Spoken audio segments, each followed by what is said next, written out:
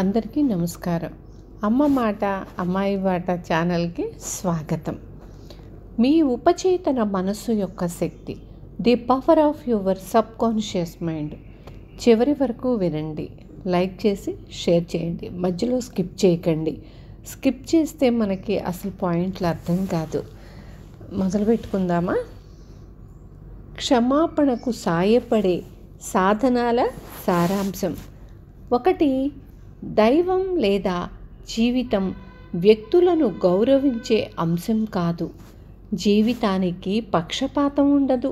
సామరస్యం, ఆరోగ్యం, ఆనందం, శాంతి అనే సూత్రాలను మన నియంత్రణలోకి రావటం ప్రారంభించగానే జీవితం, దైవం మన పక్షాన ఉంటాయి.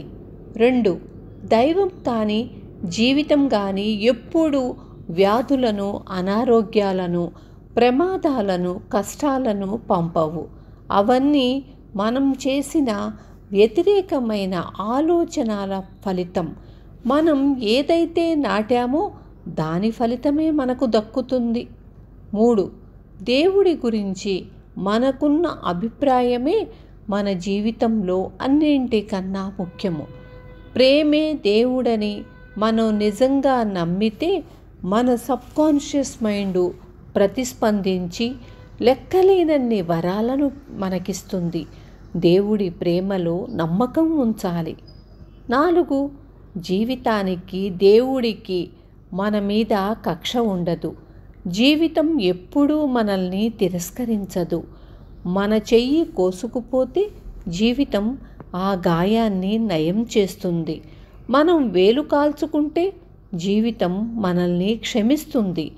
అంగంలో నీరు చేరి ఉబ్బు వస్తే నయం చేసి మళ్ళీ మామూలు స్థితికి వచ్చేటట్టు చేస్తుంది. 5. మనలోని అపరాధ భావం అనేది దేవుడి గురించి, జీవితం గురించి మనకున్న తప్పుడు అభిప్రాయము. దేవుడు, జీవితము మనల్ని శిక్షించటం, తీర్పు చెప్పటం లాంటివి చెయ్యవు. మనకున్న అపనమ్మకాల వల్ల, వ్యతిరేకమైన ఆలోచనల వల్ల, మనల్ని మనం నిందించుకోవటం వల్ల ఇలా ప్రవర్తిస్తారు. 6. దైవం కానీ జీవితం కానీ మనల్ని తిరస్కరించదు, శిక్షించదు. ప్రకృతి శక్తులు చెడ్డవి కావు. వాటి ప్రభావం మనలోని శక్తిని మనం ఎలా ఉపయోగించుకుంటామనే దాని మీద ఆధారపడుతుంది. విద్యుత్తును ఎవరైనా చంపేందుకు ఉపయోగించవచ్చు. ఇంట్లో వెలుతురు నింపేందుకు ఉపయోగించవచ్చు. నీళ్లల్లో ఒక పిల్లవాడిని ముంచెయ్యవచ్చు, లేదా అవే నీళ్లు వాడి దాహం తీర్చవచ్చు. మంచి చెడు అనేవి ఆఖరికి ఒక మనిషి మనసులోని ఆలోచనల దగ్గరికి, ప్రయోజనం దగ్గరికి చేరతాయి. 7. దైవం, జీవితం ఎప్పుడూ శిక్షించవు. మనుషులు తమని తామే శిక్షించుకుంటారు. దేవుడి గురించి, జీవితం గురించి, ఈ విశ్వం గురించి తప్పుడు అభిప్రాయాలు ఏర్పరచుకోవటం వల్ల అలా జరుగుతుంది. వాళ్ళ ఆలోచనలకు సృజనాత్మక శక్తి ఉంది. తమ వ్యధను వాళ్ళు స్వయంగా సృష్టించుకుంటారు. 8. ఎవరైనా మనల్ని విమర్శిస్తే, ఆ తప్పులు మనలో ఉంటే ఆనందించాలి, ధన్యవాదాలు తెలియచెయ్యాలి. వాళ్ళన్న మాటలను అభినందించాలి.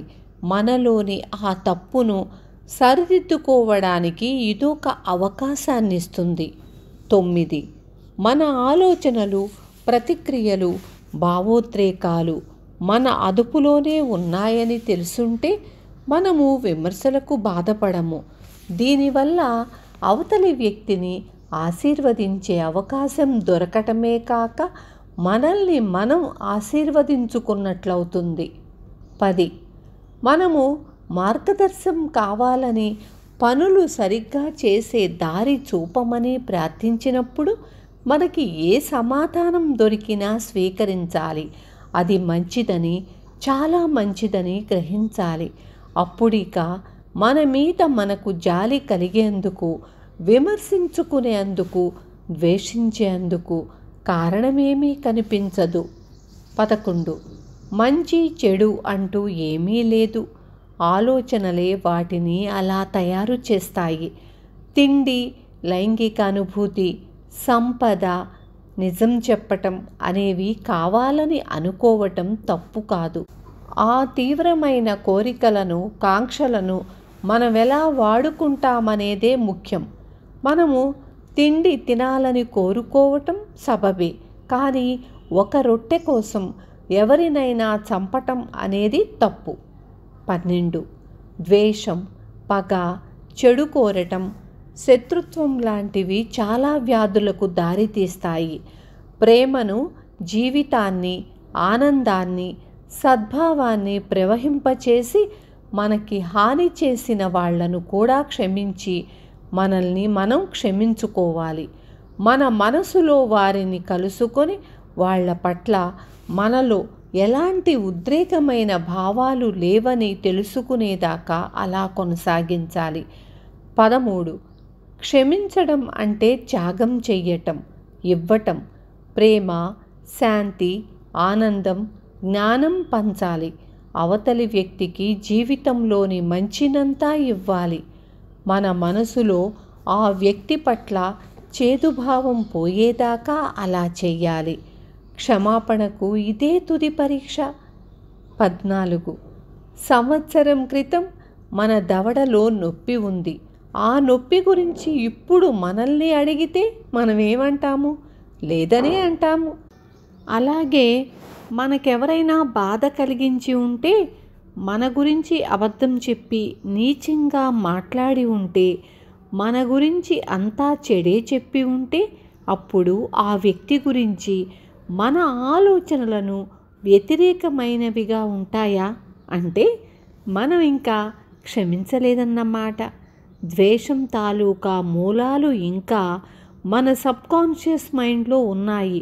అవి మనకి, మన క్షేమానికి విపరీతమైన హానిని కలగచేస్తున్నాయి అని అర్థం. అందుకే మనకి బాధ కలిగిస్తుంది. అది ఓకే, ఎవరు కాదని అనరు ఎవరైనా మనం తిట్టినప్పుడు. కానీ వాటిని వదిలేసినప్పుడే మనకి మంచిది, మన బంధాలకు మనం విలువిస్తున్నట్లు ఉంటుంది. ఒకే మాట పట్టుకుని మనం పీక్కుంటూ ఉంటే మనుషుల మధ్య వాళ్ళు నన్ను అన్నారు, నేను వెంటనే అడిగేయాలి లేదా అనాలి అనుకుంటే బంధాలు నిలబడవు. చాలా సున్నితంగా ఉంటాయి మనుషుల మధ్య ఉండే సంబంధాలు. అందుకు మనం క్షమించగలిగితే, అంత పెద్ద మాట కూడా అక్కర్లేదు, వదిలేసేయగలిగితే ముందు మనకే మంచి జరుగుతుంది. మనలో ఉండే ద్వేషం, మనలో ఉండే కోపం మనల్నే దహించి వేస్తుంది. వదిలేసినట్లయితే మనకి మంచిది, బంధాలు నిలబడతాయి. మీరే ఆలోచించండి నేను చెప్పింది ఎంతవరకు నిజము అనేది. ఉంటాను. Thank you.